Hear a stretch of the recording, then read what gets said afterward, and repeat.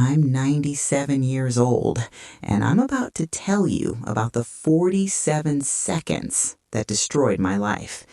Not an accident, not a disease, not a tragedy that anyone could see from the outside. 47 seconds. That's how long it would have taken to answer my daughter's phone call on March 3rd, 2019. I didn't answer. I was watching a show, some cooking competition I can't even remember now. My phone buzzed on the coffee table. I saw her name, Rachel calling, and I made a decision that has haunted every single day since. I thought, I'll call her back after this episode. She died 11 minutes later. Her car slid on black ice on Route 9. The police said it was instant. They said she didn't suffer, but here's what they didn't say, what I found out 3 weeks later when I finally had the courage to check her phone records. She had called me 16 times in the last month. I had answered twice. Now, before you think this is just another sad story about loss, let me tell you something that will make you uncomfortable, something nobody wants to hear. Something I wish someone had screamed in my face when I was your age. You are doing the exact same thing right now. Not to your daughter, maybe, but to someone. You're doing it today. You did it yesterday. You'll do it tomorrow unless something in you fundamentally changes in the next few minutes. Let me take you back. Let me tell you how a woman who loved her daughter more than life itself became someone who was too busy for a 47-second phone call. I had Rachel when I was 23 years old, 1948. The war was over, my husband Tommy had come home, and we were part of that hopeful generation that thought we'd build something better. Rachel was perfect. Absolutely perfect. Those first years, I was obsessed with her. I counted her fingers and toes every morning like they might disappear. I memorized every sound she made. But then, life started happening. Tommy's business started growing. We had 2 more kids, Michael in 1951, Susan in 1953.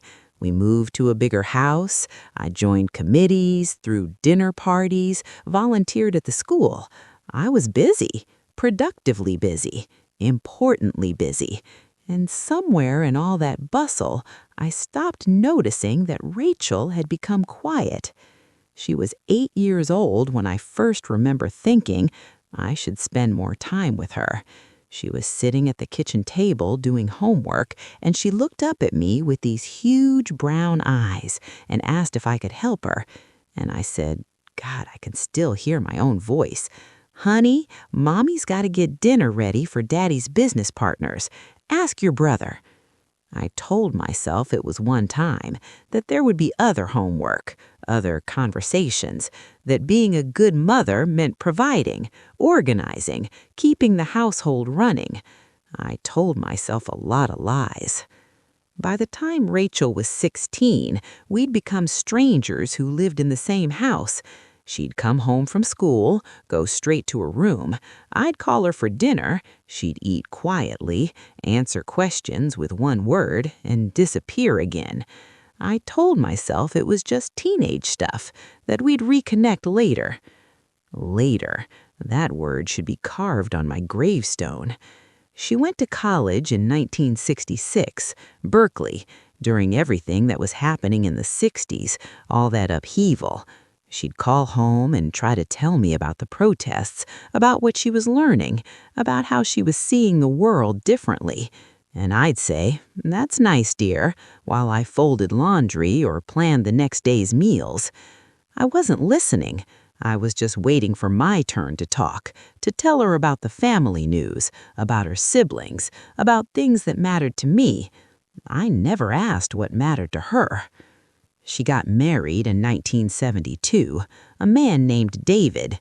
I didn't like him, thought he was too radical, too unconventional. I made my feelings known, not cruelly, just persistently. Little comments, raised eyebrows, sighs. Rachel stopped sharing things with me after that. They moved to Oregon, had 2 kids of their own, my grandchildren, Emma and Noah. I saw them maybe once a year. Rachel would send photos, long letters telling me about the kids' milestones, about their life. I'd skim the letters and send back brief replies about how busy we were, about how Tommy's business was doing, about her siblings, about things that mattered to me. See the pattern? I do now. I didn't then. Tommy died in 1995. Heart attack, 72 years old. We'd been married 49 years. And suddenly, I had time. So much time. Empty, echoing time. Rachel called me every week after Tommy died. Every single week. She'd ask how I was doing, if I needed anything, if I wanted to come visit them in Oregon. And I'd say, I'm fine, I'm managing, I've got the garden club and the church committee. Translation, I don't need you. But I did need her. I needed her desperately. I was drowning in loneliness, but I didn't know how to say it. We'd spent 50 years not really talking, and I didn't know how to start. So I didn't. The years passed. 2000, 2010, 2015. Rachel kept calling. I kept giving her the surface version of my life. She'd try to go deeper, ask about my feelings, my regrets, my memories of her father. And I'd change the subject. Because here's the truth I didn't want to face. I was ashamed. Ashamed that I'd been a lousy mother. Ashamed that I'd chosen busyness over connection.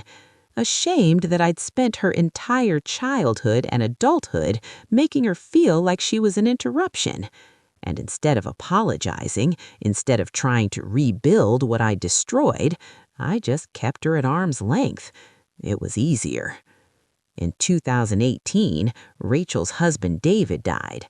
Aneurysm. He was 68. She called me from the hospital. I could hear in her voice that she was shattered.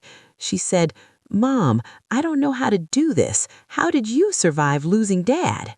And I gave her platitudes. Time heals all wounds. Stay strong for your kids. Keep yourself busy. She was calling me as her mother, looking for comfort, for wisdom, for connection in the worst moment of her life. And I gave her a greeting card response. After we hung up, I told myself I'd call her back in a few days, when she'd had time to process, that I'd be there for her then. I didn't call. She called me, again and again, and I answered maybe half the time. When I did answer, I kept the conversation short. I didn't know how to be what she needed, and it was too painful to try. March 3rd, 2019. I was 89 years old, healthy enough, living alone, still managing just fine. It was a Sunday afternoon. I was watching that cooking show. My phone rang. Rachel. And here's what went through my mind in that moment, and I need you to really hear this, because this is where you are right now with someone in your life. I thought, she probably just wants to chat. Nothing urgent. I'm comfortable. The show's almost over. I'll call her back in 30 minutes. That was my thought process. Comfort over connection. Entertainment over relationship. Later over now. I pressed the decline button. I watched the rest of the show. I made myself a cup of tea. I thought about calling her back. Then my phone rang again. Not Rachel, a number I didn't recognize. "Mrs. Morrison, this is Officer Stevens with Oregon State Police. There's been an accident." The funeral was on March 9th. Her kids were there. Emma and Noah, both in their 40s now with families of their own. They looked at me with this mixture of grief and something else, something that took me weeks to identify. Pity. They pitied me, not because I'd lost my daughter, but because they knew. They knew what kind of relationship we had. They knew I'd held her at a distance her entire life. Emma pulled me aside after the service. She said, "Grandma, I want you to know Mom loved you so much. She talked about you all the time. She kept hoping that someday you'd let her in." And then she said something that broke me. She said, "You were the one person she could never quite reach, but she never stopped trying." I went home to Connecticut, back to my empty house, and I finally did what I should have done years ago. I read her letters, all of them, every single letter she'd sent me over 40 years. Do you know what I found? A woman who was desperate to know me, who asked questions I'd never answered, who shared her heart in ways I'd never acknowledged, who kept reaching and reaching and reaching, even when I gave her nothing back.